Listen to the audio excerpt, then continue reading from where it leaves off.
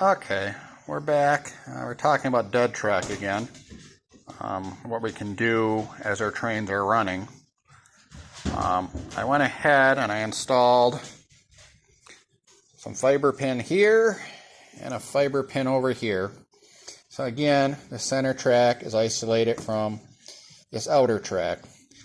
But I installed a simple light switch between the two rails. When this is on, it's going to jump power from the main middle rail through the switch back to the center rail here in our dead track, so we can effectively shut our train off, stop it, and return it back on with the light switch. Now, if we don't want to use a light switch, we can get other circuits, which I drew up. This would be our simple light switch, on and off. This is the on position. None of the rest of the circuitry matters at all. It's just going to keep going. But if we have this in the off position, we can install a push button switch, which when you push it down, it makes the contact, the train runs, and it springs back when you let go. The main point of this is this would be like our center pin, this line, on the power side where we got power constantly, and this would be our center pin and the dead side of the track. So we have those two options. The third option is to put some kind of timer in. And with a timer, we're going to have to use a trigger. But what we do is when our timer is triggered by some kind of outside, so a trigger pressure switch or a trigger track, signal track, we'll talk about that later. To start the timer to run for whatever we set the timing to, this contact would be set back in and the train would take off. So if we wanted a train to stop at a station or a water tower for 30 seconds and take off again, we can do that. The other option is we have is triggered by an outside source. We're going to set that up here in a little bit. We're going to actually restart this train by that train way over there. So let's fire this train up and see how I can do this. So I'm first going to leave this switch, let me see, in the on position and see what happens. So I'm going to walk around. And we could definitely run all this wiring back by the transformer, make it a lot easier. So I'm going to ramp up the train. I'm only using this outside train, which is over there.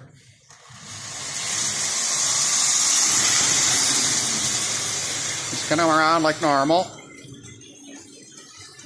Got a low spot over there I'm going to have to jump some power to.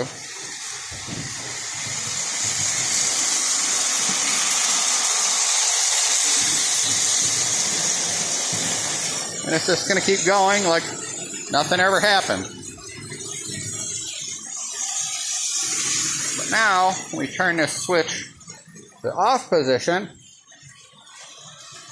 the train's going to run.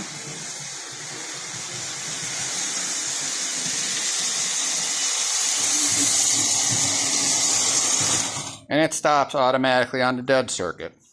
So again, we can go back to how to trigger this thing to go back on. But for right now, I'm gonna leave this off. We can turn the switch back on, I guess. Watch it run around the track.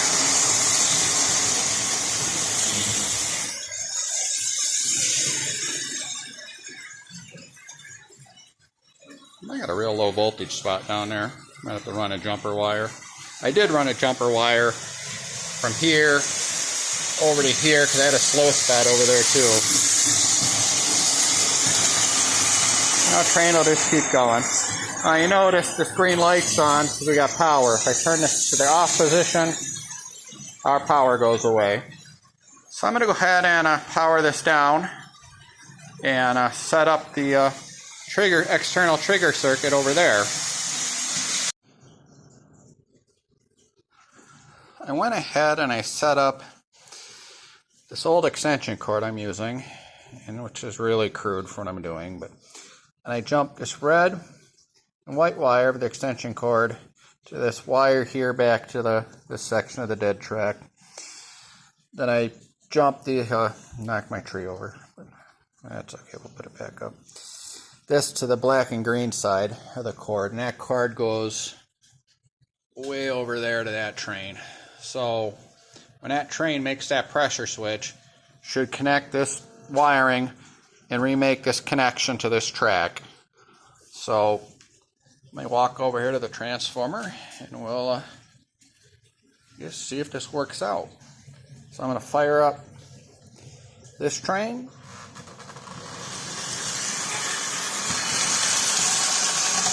And it should run down. You notice the green light ain't on, and the track stops, or the train stops. We're going to fire up our second train.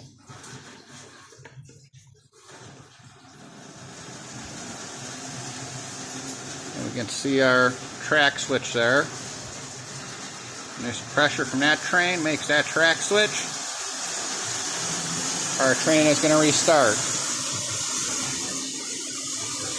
Now, if that train is sitting on that pressure switch at the exact time this train comes to the dead switch, it's going to just keep going. So that's something, I don't know if we can really do anything about that timing of that train versus this train, but this is the idea.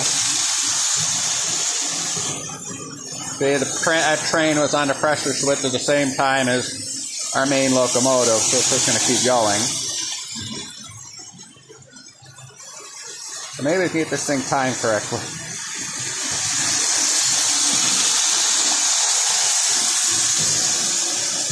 And we have our stop.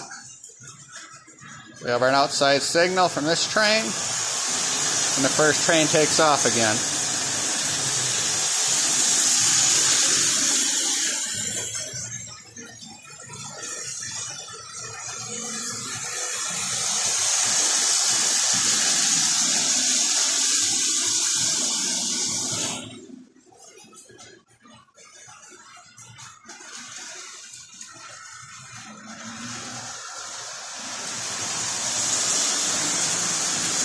Let me try turning this light off. See if we can get a better view.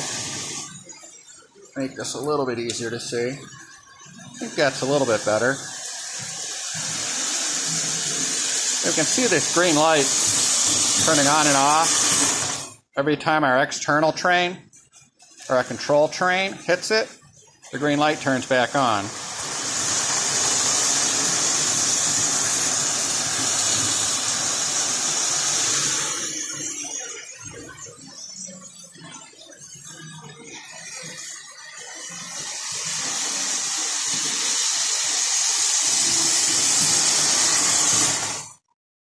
Okay, well, so for some reason our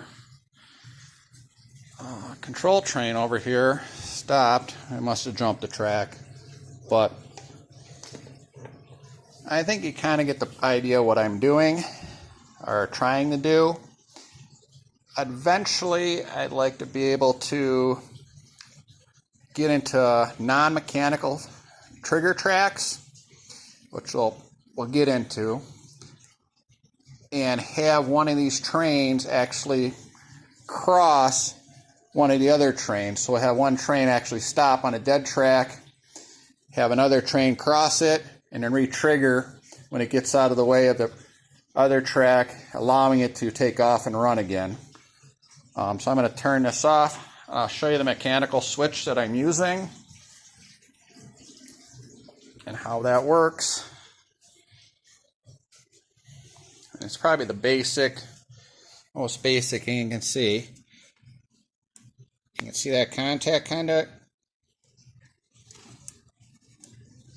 going up and down. That's what's making your contact. Is this the full weight of that train? And this is just sitting on top of here.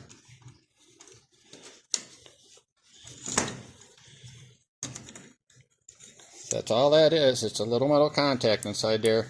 You hear it click? That's all it does. Up and down, up and down, up and down, and make a tap. So it's simple as that. I will get into eliminating these contact switches like this. I mean, they still work, and they do have a purpose to them that's still valid. But that's what I'm going to do for now. And I hope you get the idea. Again, leave a comment, leave a like, subscribe if you want to. I got other stuff out there. Just because I do it doesn't mean you need to, but this should give you a basic idea of different circuits you can do with this train. And I got more stuff I can do as I'm building this, so keep tuned in.